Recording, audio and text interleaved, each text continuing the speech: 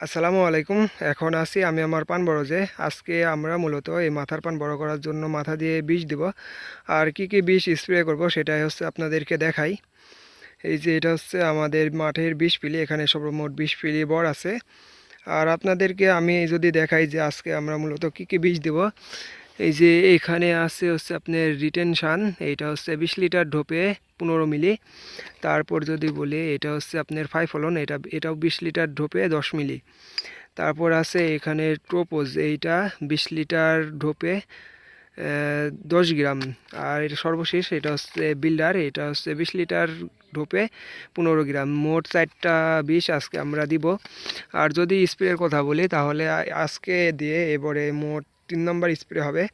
আমাদের অন্য অন্য বরে এত বিষ কখনো দিনই, অন্য অন্য বরে মাথা দিয়ে শুধুমাত্র একবার বিষ দিছি।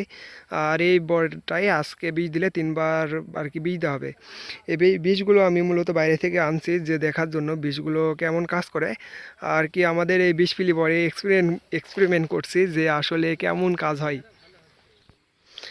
বিষের কাজ যদি ভালো হয়, বিষ সার তারপরে পরবর্তীতে আমরা আমাদের অন্য সকল বরে অ্যাপ্লাই করব।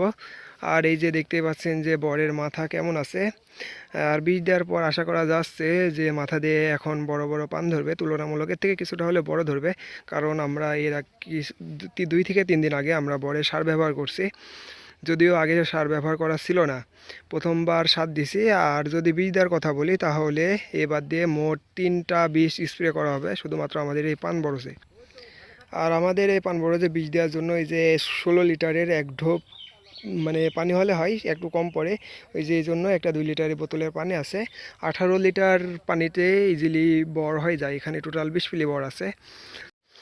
আর আমাদের এই সাইডে এখনও কিছু পান আছে, এই যে পুরাতন পান, ওইগুলো হচ্ছে নতুন পান, এগুলো হচ্ছে ভেঙে নিতে হবে, যদিও ভাঙা হয়নি।